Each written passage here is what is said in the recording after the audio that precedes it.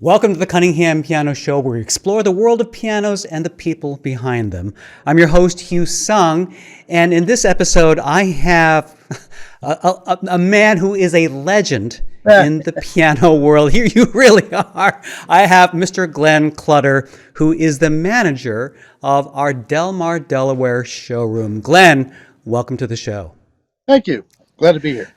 So the reason I say you're such a legend is that you've been in the business for quite a long time. You've been selling. I've only been in the business at this point for about, I say 6 years. How long have you been selling pianos at this point? 51 years. 51. It's almost as old as I am. That is incredible. So tell us a little bit about how you got started in the piano business. Well, my brother was in the organ business back in the early 70s, and I joined him in Salisbury, Maryland, kind of as a delivery guy. Mm-hmm. I worked in the retail business in other ways, but then I ended up selling pianos and organs and working at the fairgrounds and selling them, and the old days of selling organs. How old were you when you, maybe I shouldn't say this, but how old were you when you got started? We can get some age now. 18. 17. Wow. Fantastic. 18. Wow. And did you fall in love with it? I mean, what was it about selling pianos that attracted you? You know what I did? It was fun. Every sale's different. So it's, it's not like just selling the same thing all the time. You're selling different products, different size, different price range. And everyone's different. No two are the same. Now, you were actually known for many years to be a representative, a piano rep for some of the biggest names in the piano industry. Correct. You've been a rep for Baldwin, you've been a rep for Bechstein, Petroff we now carry. Tell us a little bit, I know you spent a lot of time in the 1990s as a rep for Baldwin. Was that your first rep job? Yes, I worked for Baldwin. I had a retail operation of my own in Salisbury, Maryland for years, 12 years. And I sold that to somebody, and I moved on to the wholesale end, worked for Baldwin. Then I worked for Techniques Digital Pianos for a short time.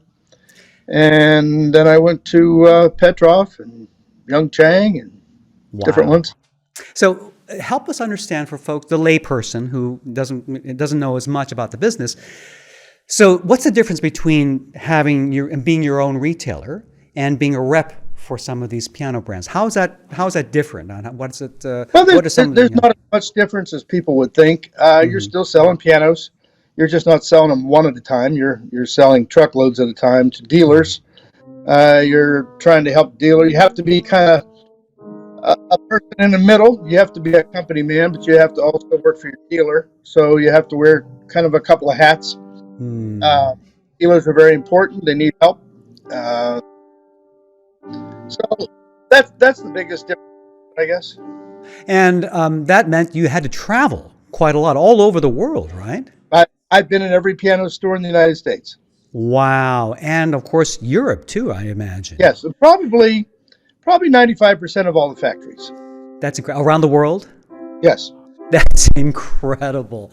So tell us a little bit about, I know you had some interesting dealings in Baldwin. I have a little informant who told me a story about a certain famous pianist. I don't know if we should tell this story, but part of the reason I wanted to do this podcast is because we're sharing all these amazing stories. You in particular have some of the most incredible stories that I thought it'd be fun to share, but should we mention this person's name or should we pass on a different story? Well, you know what? The story is, I can say who it is without saying the name. It's famous piano man from Long Island, and he was a Baldwin artist, as we called it back then. Baldwin had two parts of their business, and they had a wholesale division where we had dealers all over the country, and they also had some of their own retail stores. The problem in New York was the retail store was not supposed to divulge or use this person's name in their advertising other than to say that he was an artist. Okay. They made up an ad, and in the ad said something to the effect of, he didn't start the fire. Baldwin started the fire. So I don't have to say who it is. No, But no. his people had a problem with that, and I had Sure. to go to the house and help smooth that out. And we smoothed it all out and made it happy. And the next week they ran the ad again. Oh no. So Oh then I my had to go there goodness. with a trailer truck and take all the pianos back. Oh my goodness. But you got to meet this famous Oh pianist in yeah. person? Oh, I was What's he like in person? taking his pianos. Yes. What's he like in person? He was great. He was great. Oh, He was very. You know what? He didn't. It was. It. He was not mad at Baldwin. He was just his people were. oh sure. I Yeah. completely understand that. He You've had some, actually yeah. he loved the Baldwin piano. He did. That's a shame. Well, you've had some interesting run-ins with other famous people. In fact, at the time of this recording, we just had the Super Bowl, and the halftime performance was done by Usher. You've actually met Usher in person. Tell us a little bit about that story. Did. I met Usher in Atlanta at a piano store. He was looking for a plexiglass Schimmel piano for a gift for somebody, and he did meet with me. And it's kind of funny after watching the Super Bowl the other night. The piano that the person played on the Super Bowl with him was an artist who wanted to play that particular piano that he bought, and he didn't want it if she played it. So they must have been having a little tiff then, because I see they looked very happy together the other night on the Super Bowl. But he would buy the piano that she played in Germany that I flew here for him to buy. Wow. And what was he like in person? He was very nice. You know what? He drove up in a big, tall van that was painted brown like a UPS truck. And he had on a stocking hat and sweats. And they told me he would give me 10 minutes, and he stayed for an hour. Wow. And the piano that he wanted to buy had an old harp standing behind it. He said, "I'll take the piano if I can have the harp." And the harp didn't even work. It was just a prop. But he wanted that harp. And the dealer told me, no, he can't have the harp. And I told him, gee, it's too bad, because I already gave it to him. The harp belonged to the dealer's father or something like that. Is that right? Yeah. He said, my father owns that harp. I said, well, call you, tell him he doesn't have a harp anymore. I have one more story I want to pick your brain on. I told my fiance that you had met this other person, but she didn't believe me. So I have to ask you to give me some credibility here. The recent NAMM show, the National Association of Musical Merchants, one of the biggest trade shows, Yamaha was featuring a purple piano, a purple grand piano that was, I believe, that Prince, the artist formerly known as Prince, had owned. And it was a big showcase feature at the show. Right. And you've actually met Prince in person as well. I did. Prince bought two pianos for me. He bought the first Pegasus, which was a Schimmel, very fancy Pegasus fiberglass piano that the lid opened up with hydraulics. And then he moved it to Minnesota from Toronto, because he was living in Toronto at the time. And so then he bought the second one for the Toronto house. And actually, my daughter Tess was with me when we delivered that. I have pictures of her when she was like 10 playing that piano. Oh, that is so cool. Tess went with me to deliver the piano in Toronto, and she got to meet Prince's father-in-law at the time. He gave her the tour. I had met him when he was buying the second piano at the store.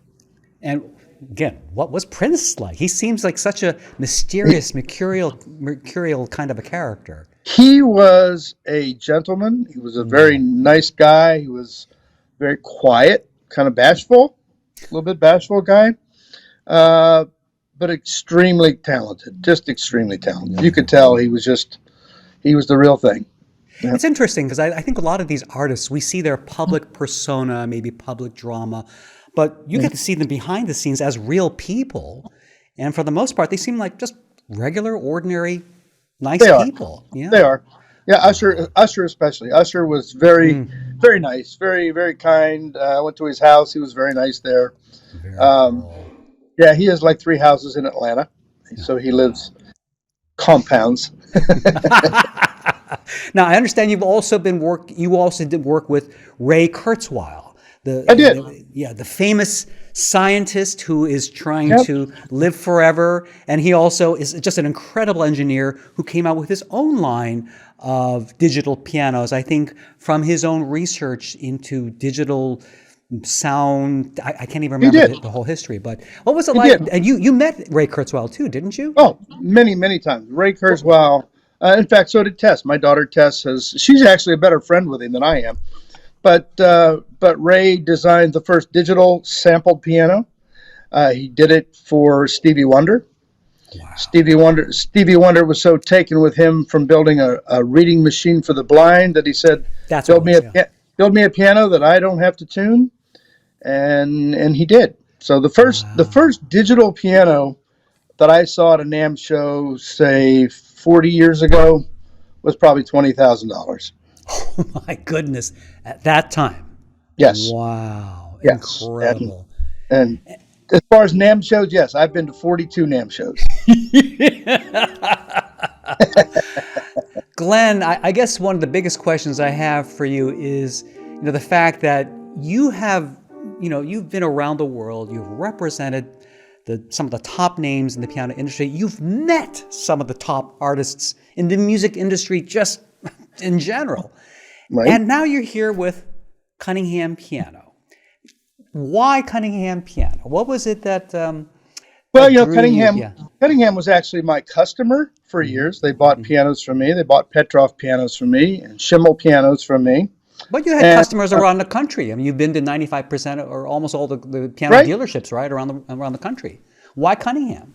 you know what? And when I retired, I basically walked away from the piano business a few years ago and retired. And Bob Nolan, who is their Yamaha representative, and I stayed in touch with each other. And he said, we really need a piano in dealership in Delaware, and Cunningham's would like to have you run one. And there's nobody else that I would work for other than them. I think they're very honest. Um, I just trust them. That And that goes a long way. apparently they Yeah. trust me.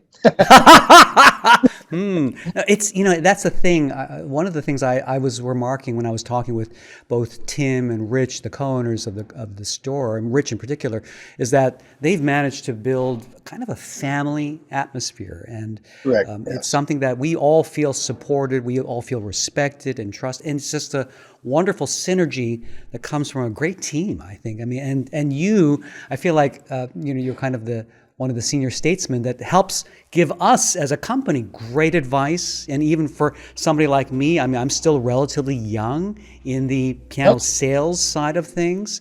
I'm learning so much just from hearing your stories and your approaches in terms of the business side of the piano.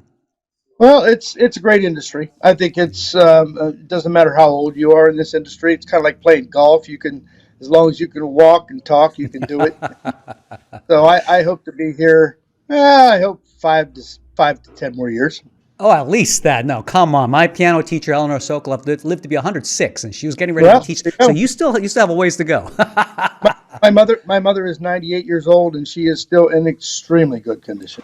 Well, if that's any indication, then I think we're going to have you for many, many, many more years. We're hoping so. I'm still delivering pianos down here.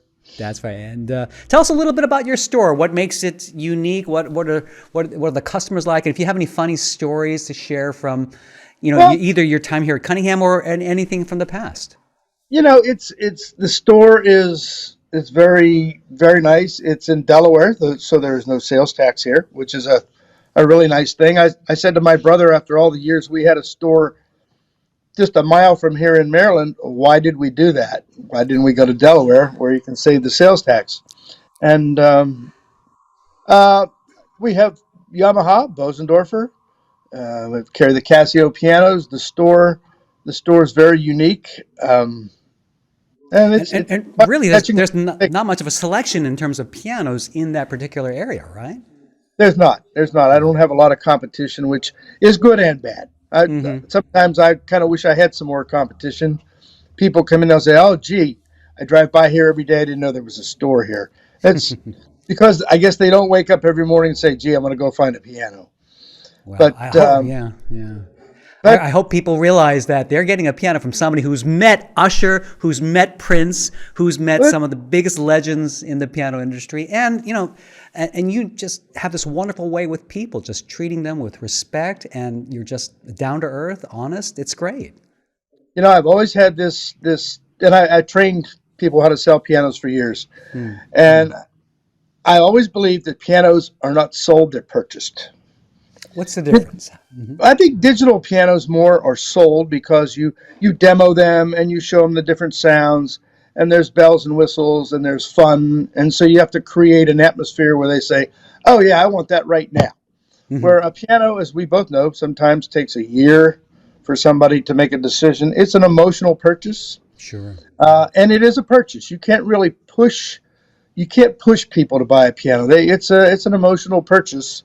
How many times do they say, gee, I got to sleep on it, or I got to pray about it, or and it's because I don't think they're not wanting to buy the piano right then. It's just an emotional purchase.